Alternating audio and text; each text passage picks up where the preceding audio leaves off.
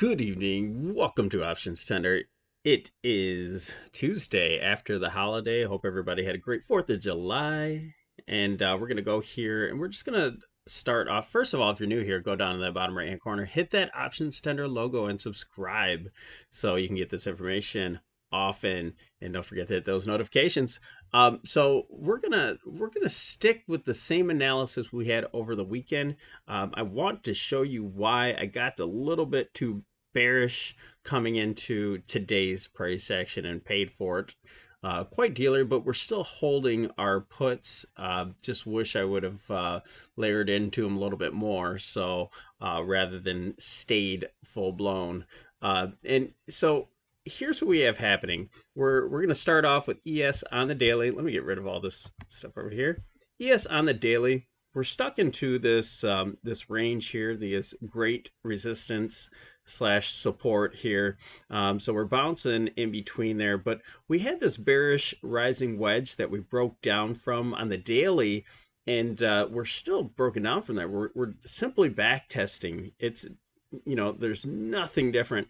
There's nothing a bullish going on about the situation. Now we had that 8 EMA going sideways, so that's not real trending situation. I thought since we bursted above it and that we're coming back down, that this was it, that we're going to start pushing below from here and start trending from that point. Now you have the 20-day moving average heading downward, and so we're kind of sandwiched in between there. You see the opening price here for tonight, just sandwiched right in between there. So we'll kind of see what happens if we get above there tomorrow. With the FOMC, we should see a little bit of wild action at 2 p.m. perhaps, or maybe leading into. And if we don't hold this 20, if we get above it, then we're most likely to continue to the downside. I am continuing to be bearish.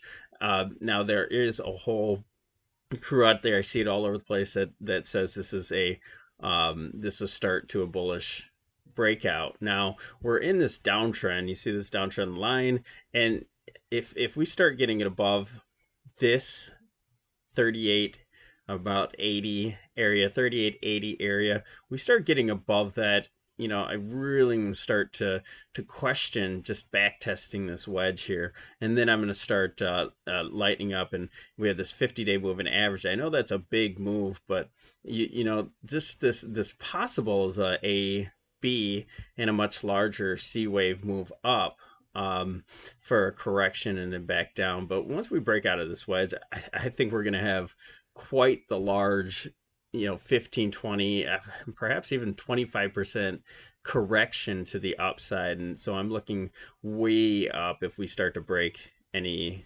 wedges, very similar to this massive move here way back in March. So I'll keep an eye on that, but I do think we're going to head a little bit lower, and quite possibly much lower. We started off the day. Let's go down to the 65-minute chart.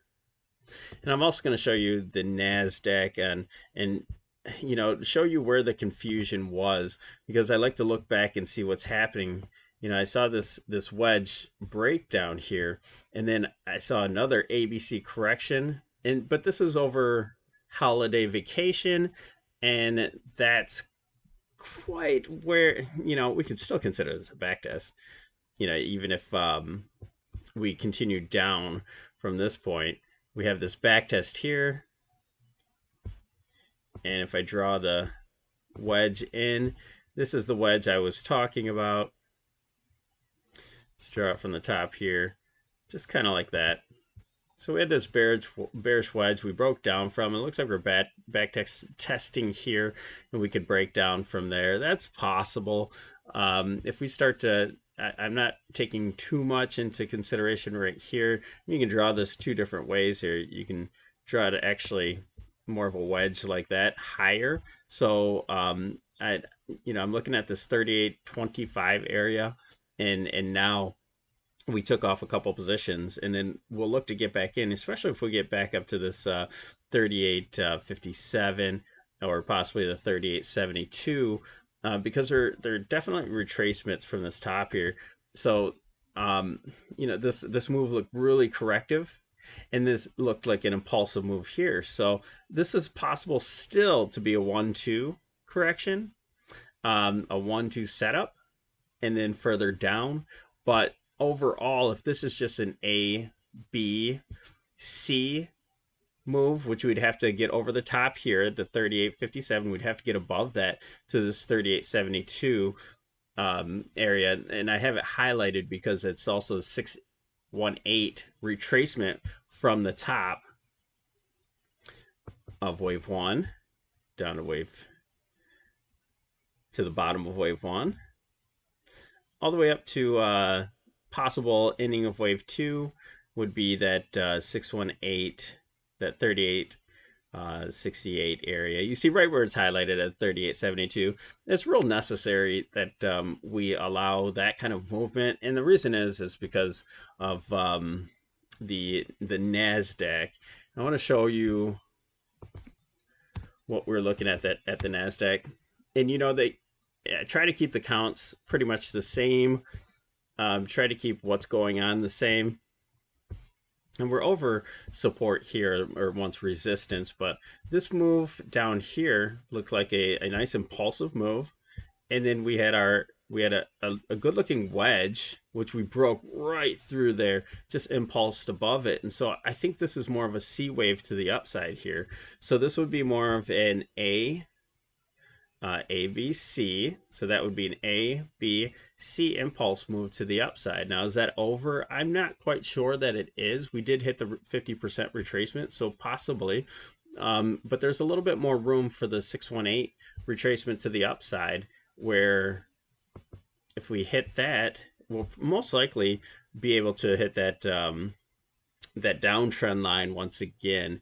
So if we hit the downtrend line, we're definitely going to add more onto our position and look for further down movement. But we want to make sure that we have plenty of time on our options, not into Friday. We had to take some of those Friday options out, but put them out into next week in order to get full value for some of those put plays there. So we're still bearish, and we just had this shenanigans action here that kind of messed us up. We had this wedge breakdown, and it just simply plowed right back through it. And something else that I didn't pay enough attention to is if we go to the SPX, it simplifies sometimes when you compare these different analyses together. You know, it simplifies all of this. You see, this is the ABC correction that we thought was over, and now move it to the downside. Now this did get above that. If you have an A, a B, that B being a flat all the way down there, and then the C has to come above if it's going to be complete. It's going to have to come above this point here, and it did. It did make that point. Well, look, we do have a little bit of resistance right above there. So if we do inch a little bit higher, that would be you know, completely normal. And so we're going to stay bearish on this, and until we get and stay above this resistance here at the 38.50. This 38.50 area is really, really important here on the SPX on the cash market. And so this just kind of clarifies. We had this, you know, some were calling this expanding wedge here. You can call it whatever you want, but it's consolidation area. And I do believe that we're going to head down from here. Now, if we cannot get below these, you see these faded lines here, that's, you know, that's the wedge bottom. I don't put too much consideration into them, but we start to get below these, and we're really going to start to accelerate to the downside. Today we had this, because it was an A, B, C impulse move down to the downside here, we just completely started to move to the downside. And I got caught up in that price action. And I really thought that this retracement that we had here on the SPX, where we're, let's say we were moving to the downside for an impulsive move down here, and then we had an ABC correction, and we started impulsing down here. That's why I thought that we continue on down here. That was very misleading. The market likes to catch people off sides, and that's what they did here. And so we'd have an impulsive move here and a V-shaped move recovery. So that's impulse move here, 5-wave move down, 5-wave move up. that really starts to confuse things. But I do think we have a little bit of a more clear action now that we're focusing on multiple time frames and multiple indices, whether it be cash or futures, to see what's really going on. So now I don't see the bullishness here, but after the FOMC, anything could happen if we hold these lows, and especially if we start breaking these highs.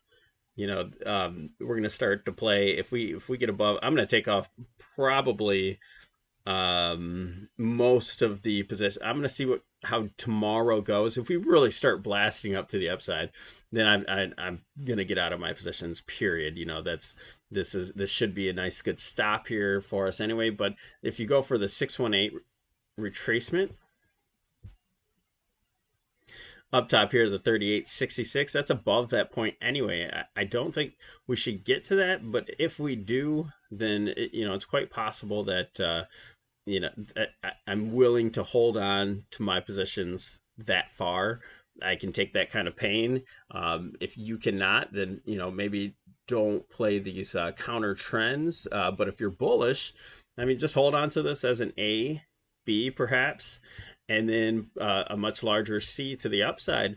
Or maybe even this is a 1-2 setup to where you're getting bullish and you break the wedge. You start breaking this wedge, and I think we're all going to get bullish at that point, at least to a certain extent, to where we're going to have much larger bear market correction or ripper face off rally. So, all right, enough rambling on. That's pretty much all I want to show you. We got faked out from that impulsive move down right at the open, overnight gap, and then the impulse move back up.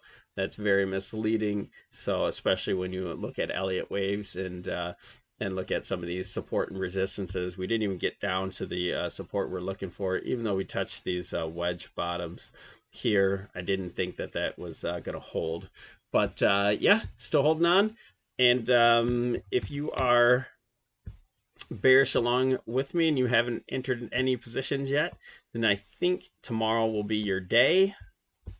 I think with the FOMC, I think we'll start to break down a little bit more. Now, if you grind in here, I think if we go into the Elliott waves and you start to get into that 618 retracement, we could in here as a 1-2. That's possible. I don't think so. Maybe if we consider this a flat, there's other ways we can consider this, but in the A, B, C, I just don't see it like that. So I do think we might get this wave 4 correction. We might have just a little bit of sideways movement, not very far. You could possibly move a little bit further down, and I would use that opportunity to get out of some of my some more of my puts if we do get a little bit of down movement at the open, and I think that will at least exceed this high above here if we're going to mimic the Nasdaq at all and get up to that 38 possible double top. We're looking at the SPX. Just really going to have to start being very careful. It's really hard to tell that this isn't going to be a 1-2 setup on, because it looks like we have a 1, 2, 3, 4, 5 impulse move down here, and then with that being a wave C, that's the misleading part.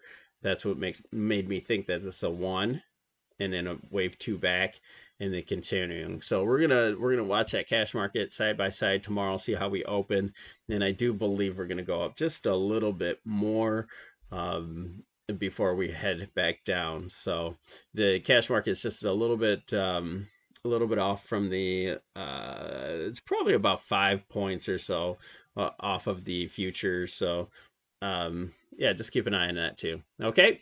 All right. Thanks for joining us here at Option Center. Have a wonderful day. The wedge is still in play, you guys. It's that daily wedge that we were talking about the other day, still in play. It's bearish. Have a good day. Bye-bye.